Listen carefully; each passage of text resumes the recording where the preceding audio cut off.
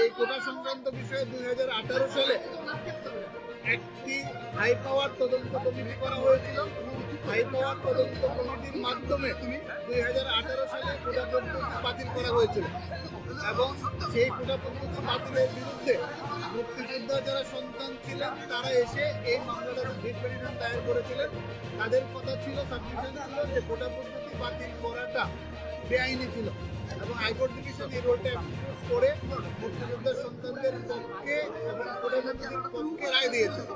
সেই রায়ের বিরুদ্ধে সরকার পক্ষ বাংলাদেশের মাননীয় অ্যাটর্নি জেনারেল আপিল দায়ের করেছিলেন। সেই আপিলটা শুনানির জন্য পেন্ডিং ছিল রায় পাওয়ার জন্য, কিন্তু বিষয়টি অত্যন্ত জনগুরুত্ব সম্পন্ন বিধায় আমরা গতকালকে তিনজন শিক্ষার্থীর পক্ষে, 2 জন শিক্ষার্থী পিটিশনার হয়েছে, আরো অনেক শিক্ষার্থীরা রয়েছেন, তারা আসছেন এই পরিস্থিতি, উদ্ভূত পরিস্থিতি বিবেচনায় যে বিশ্ববিদ্যালয়ের শান্তিপূর্ণ পরিবেশ ফিরে আনা দরকার এবং যেহেতু বিষয়টি অ্যাপ্লিকেশন থেকেই চূড়ান্ত নিষ্পত্তি হবে, সুতরাং অ্যাপ্লিকেশন থেকে চূড়ান্ত নিষ্পত্তি না হওয়া পর্যন্ত যাতে স্থিতি অবস্থা বা একটা স্টে আদেশ থাকে, সেই জন্যই আমরা এই নিবেদন গতকালকে ফাইল করেছিলাম। মাননীয় জাজ ইন চেম্বার গতকালকে আজকে এই ম্যাটারটাকে ফুল কোর্টে ফিক্স করে দিয়েছেন। আজকে ফুল কোর্টের মাননীয় প্রধান বিচারপতির নেতৃত্বে সকল বিচারপতিবৃন্দ উপস্থিত ছিলেন।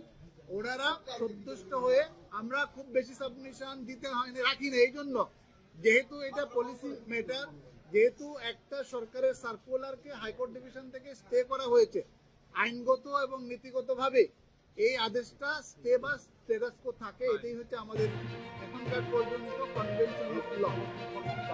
এই স্থিতি অবস্থার পরে দাঁড়ালো হাইকোর্টের জাজমেন্টটা স্থগিত থাকবে এবং যে প্রজ্ঞাপনটা বাতিল করা হয়েছে সেই প্রজ্ঞাপনটাও স্থগিত বাতিল থাকবে।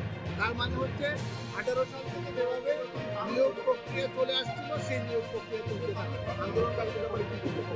আন্দোলনকারীদের ব্যাপারে আদালত বলেছেন তাদেরকে ঘরে ক্লাসে ফিরে যাওয়ার জন্য, শান্তিপূর্ণ ব্যবস্থা বজায় রাখার জন্য, ভাইস চ্যান্সেলরদেরকে বলেছেন শান্তিপূর্ণ পরিবেশ বজায় রাখার।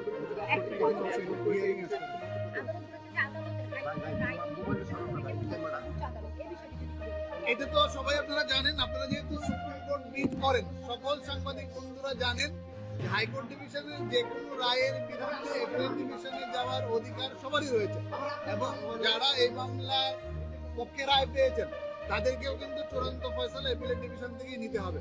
অ্যাপিলেট ডিভিশনের আরো একটা ক্ষমতা আছে, সেটা হচ্ছে হাইকোর্ট ডিভিশনের রায় হয় বাতিল করতে পারবেন অথবা চূড়ান্ত বহাল রাখতে পারবেন এবং 104 ধারা অনুযায়ী মাননীয় প্রধান বিচারপতি এটিও বলেছেন যে ওনারা কিন্তু এটাকে সংশোধন করে একটা সংস্কারমূলক নির্দেশনা দিতে পারবেন অথবা আরো হাই পাওয়ার কমিটি গঠন, যে কোনোভাবে অ্যাপিলেট ডিভিশন নির্দেশনা দিতে পারবেন এবং বিষয়টি যেহেতু আদালতে আসছে, এখন আদালতের সিদ্ধান্তই চূড়ান্ত সিদ্ধান্ত হবে।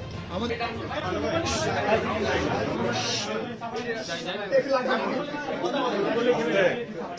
বাংলাদেশে নিয়োগের ক্ষেত্রে কোটা পদ্ধতি ছিল, পরবর্তীতে সেটা 2018 সালে এই কোটা পদ্ধতির বিষয়ে একটি কমিটি করে সরকার এই কোটা পদ্ধতি প্রথম ও দ্বিতীয় শ্রেণীর চাকুরির ক্ষেত্রে বাতিল করে দেওয়া হয় এবং তৃতীয় চতুর্থ শ্রেণীর চাকুরির ক্ষেত্রে এটা বহাল থাকে। পরবর্তীতে সেটা চ্যালেঞ্জ করে একটা মামলা ফাইল করেন মামলা হাইকোর্ট বিভাগে। সেই মামলায় শুনানি অন্তে হাইকোর্ট বিভাগ আদেশ দিয়ে তাদের পূর্ণাঙ্গ রায় প্রকাশ করা হয়নি, তাদের রায়ে বলছেন যে এটা কোটা পদ্ধতির যে বাতিলের যে প্রজ্ঞাপন সেটাকে তারা বাতিল করে দিয়েছেন। অর্থাৎ হাইকোর্টের রায়ের প্রেক্ষিতে কোটা পদ্ধতি আবার যেটা ছিল ওইটা আবার প্রচলিত হয়ে যায়। এর বিরুদ্ধে আমরা মহামান্য সুপ্রিম কোর্টের আপিল বিভাগে আমরা সিভিল মিসেলিনিয়াস পিটিশন ফাইল করি। যেহেতু এখনো জাজমেন্ট পাওয়া যায় না, এই জন্য আমরা পিটিশনটা ফাইল করতে পারিনি, আমরা মিসেলিনিয়াস পিটিশন ফাইল করেছিলাম। তো সেই মিসেলিনিয়াস পিটিশনটা কোর্টে আসছে, আজকে শুনানি হলো। তো আমরা কোর্টকে বললাম আমরা যেহেতু জাজমেন্টটা পাইনি, এখনো জাজমেন্ট না পাওয়ার প্রেক্ষিতে আমরা এটা নিয়ে আমরা কিছু কাজ করতে পারছি না এবং যেহেতু এই কোটা পদ্ধতিটা বিলুপ্ত ছিল গত 5 বছর থেকে, সেই ক্ষেত্রে নতুন করে এখন জাজমেন্ট না পাওয়া পর্যন্ত এটাকে বন্ধ রাখার জন্য আমরা স্টে চেয়েছিলাম। তো আদালত উভয় পক্ষকে শুনানি করে ওনারা স্ট্যাটাসকো দিয়েছেন সাবজেক্ট ম্যাটারে, অর্থাৎ এখন যে অবস্থায় আছে সেই অবস্থায় থাকবে। যে চাকরিগুলো যেগুলো চলমান আছে সেগুলো যেই অবস্থায় ছিল সেগুলো সবই ঠিক থাকবে। এটা আর এখন এই স্ট্যাটাসকোর কারণে হাইকোর্টের রায়টা এখন আর হচ্ছে না, এখন ওনাদের স্ট্যাটাসকোটাই কার্যকর হবে, বহাল হবে। এবং এখন যেহেতু স্ট্যাটাস কো আছে, যেগুলো ছিল ওগুলো সবগুলো থাকবে। আমি একটা বলতে চাচ্ছি যে যারা আন্দোলন করছেন তাদেরকে আমি অনুরোধ করবো, তাদেরকে যেহেতু তাদের সুপ্রিম কোর্ট এটা বিবেচনায় নিয়েছেন এবং সুপ্রিম কোর্ট একটা কথা বলছেন, তাদের যদি কোনো গ্রিভান্স থাকে তারা যেন এখানে এসে পক্ষ হয়ে তারা বলতে পারে, সেটাও কিন্তু তাদের আদেশে এটা আছে।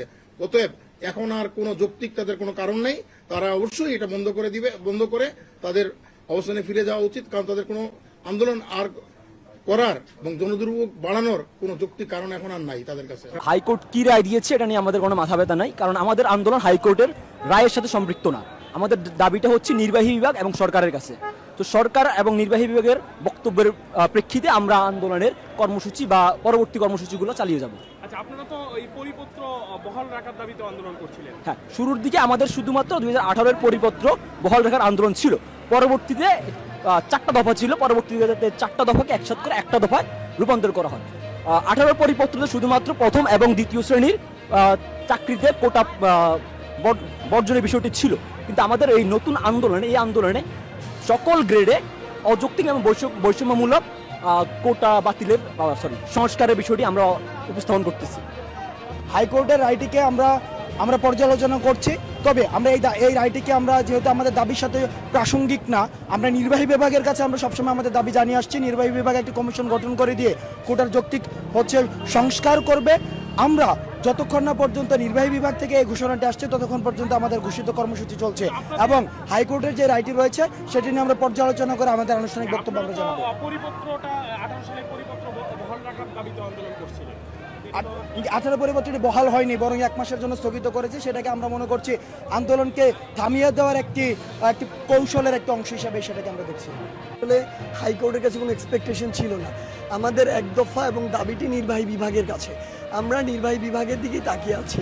আর হাইকোর্টের এই রায়গুলো নিয়ে আসলে কি বলবো, স্টুডেন্ট যে পালস, আমরা মনে করি হাইকোর্ট সেটি বুঝতে পারেনি এবং আমরা এই রায়ে আসলে অসন্তুষ্ট।